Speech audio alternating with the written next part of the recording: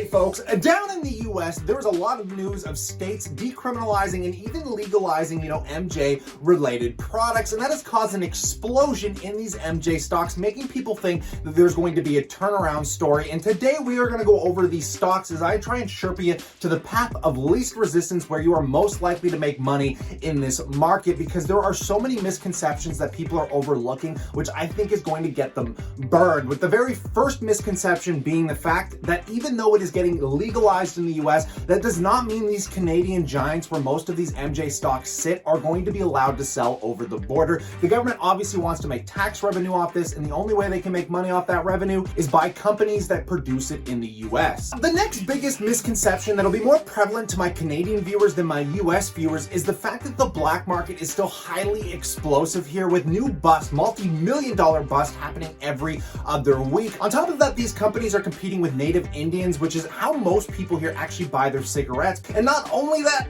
we're allowed to grow our own, guys. And we're not talking about a complicated process. It is a bloody weed. You throw that stuff outside, you grow their own, and this is why we are seeing such lackluster performance in some of these giants. Now, just knowing these details is going to offer some clarity once we get into these individual companies, and I promise you there are some real good companies to be buying today. Now, with all the homework I'm doing and the clarity of my transparency, do me a favor, hit that like button, and let's jump right into this.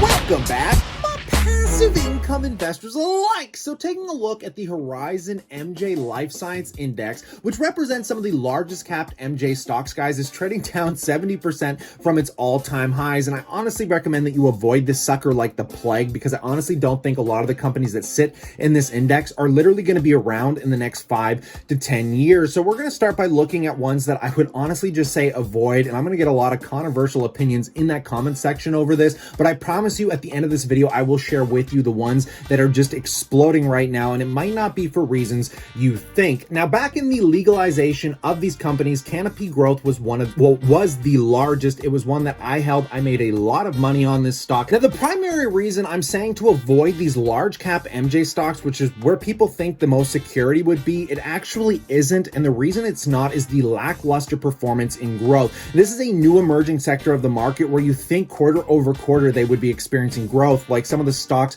we're going to look at in a little bit here. But taking a look at Canopy's quarter over quarter going into 2020 with Q4 of 2019, where they kind of peaked at revenues of 123 million, it's pretty much petered off since, with Q1 going down to 107 million, and in Q2, in the midst of this pandemic, when you think people would be buying up these products like their candy, they only had revenues of 110 million. This is not what we want to see in growth companies that are trading at high multiples. Now, a favorite amongst investors being Aroura, which is currently trading up because of the decriminalization news at 55%. And like I said, this is a Canadian company, guys. They're not going to be selling to the US. And just taking a look, again, with the revenues very similar to Canopy Growth Corp, them peaking in Q3 of 2019 when they did 75 million, it is pretty much flatlined ever since. And a lot of people would rebuttal me about how cheap the products are, Aurora's producing, and they are growing from 2018. But again, guys, this isn't what we want to see. I'm promising you, this is not good. And I even have exposure to Cronos Group through MO, which is another one we're going to take a look at. But this one is currently only trading up 16% on the decriminalization news. And they as well, sitting in the same boat as the rest of the giants, but at least this company is still growing a little faster than even those ones are, but it isn't even going to come close to getting reflected in the stock price. I mean, these companies should be doubling their revenue year over year. Now, I want to talk about some of the stocks I think people should be driving their attention toward, and the ones that are actually having the most explosive growth. And we're going to start off by talking about GrowGeneration. Now, this is one of those companies that is focused on hydroponics, baby. And if you don't know what that means, basically they're supplying the equipment that are going to allow people to do their own homegrown products, which is a part of the market where I think you're going to see most of the growth, because again, people would rather grow this stuff at home. And taking a look at their general revenues, let's just scroll down. We can see that quarter over quarter, this is the kind of charting we want to see. There are a lot less losses going on here because those big companies have had to scale back due to an oversupply, whereas this company is actually posting profitable earnings and growing at quite an absurd pace quarter over quarter. Taking a look at Q3 of 2019, where they did 21.7 million in sales, skipping to Q2 in the midst of this pandemic, they did 43.45 million, guys. That is revenue growth of 100% in under a year, and they again are posting positive EPS. What about another company that's a favorite amongst investors? We're talking about Planet 13 Financial Education. Jeremy over there rants about this one. It's one of his favorite holdings, though I would speculate that these are going to be on the riskier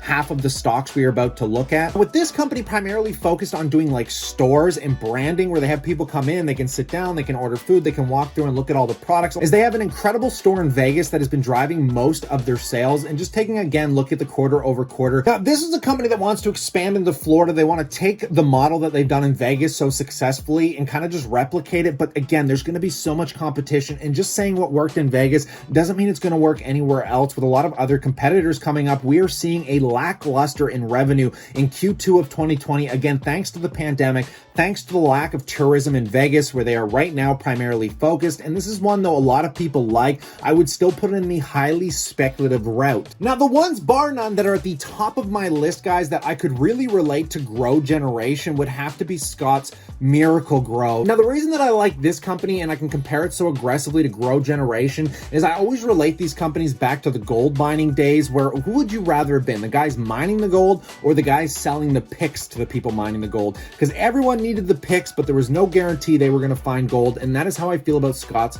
Miracle-Gro. You're getting one of these consumer staple products that could almost be comparable to a company like Pepsi here, guys. With almost a $10 billion market cap and a 26 PE, they are expanding as well into hydroponics, which is where they're seeing some pretty explosive growth coming from. And again, guys, I would rather be selling the growing equipment and the dirt, which is what this company does, to all of these conglomerates. And on top of that, you're getting a 1.41% dividend yield. Now, this is one that I regret time and time again not buying. If it dips, it is actually on my buy list. In fact, if you were looking for some of the most secure companies in this sector, this is the top number one that I would recommend hands down here. And just taking a look, guys, at some of their revenue, which again, if we scale it out quarter over quarter, it is a bit of a cyclical company, which people don't understand fully. And that is because obviously in the winter season, people aren't buying Scott's Miracle-Gro products. They're not buying lawn seed products. They're not buying any of that stuff. But luckily, because of the hydroponics, which allow people to grow year round, their revenues are increasing. So this is one where you'll see a drop off going into the winter season and a pick back up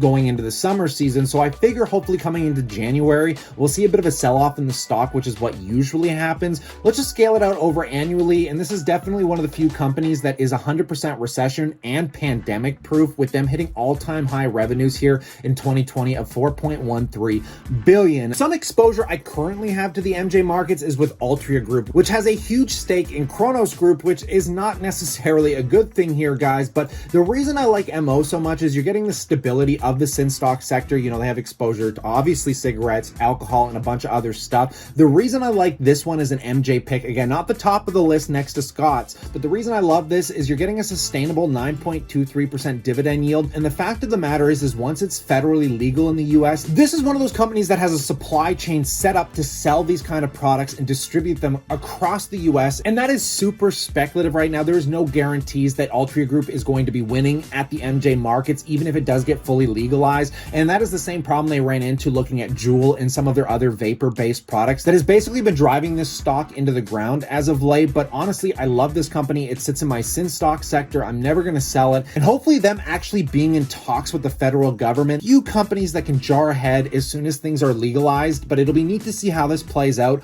over the long term. And just taking a look right now, guys, based off their current revenues, they have been beating most of their earnings here in this pandemic because a lot of people pick up smoking and a lot of these bad habits to deal with the stress of what we are currently experiencing. And just taking a look at their annual revenues, they are completely stabilized, but what we are seeing is a decline from the revenues in their earnings because of the write-downs they're having in Juul and a few other products. But that does not mean this is a bad company right now, guys. Now, finally, next to MO being a conglomerate in the alcohol sector, we got to talk about Constellation brands. If you are a big fan of the Corona beer, which obviously has been a bit of a meme during this pandemic, another one that you could pick up giving you a dividend yield. I actually used to own this and I ended up selling it off because I'm just not the biggest fan of their management team. Now, that does not mean it is a bad pick by any means, but again, these are US companies with Canadian exposure, and I don't know how they're going to be able to get those products, again, next to MO, across the border to even sell this stuff. But I do think it is going to be one of the more safer, secure picks, because with these two conglomerates, guys, if the MJ market doesn't work out for them,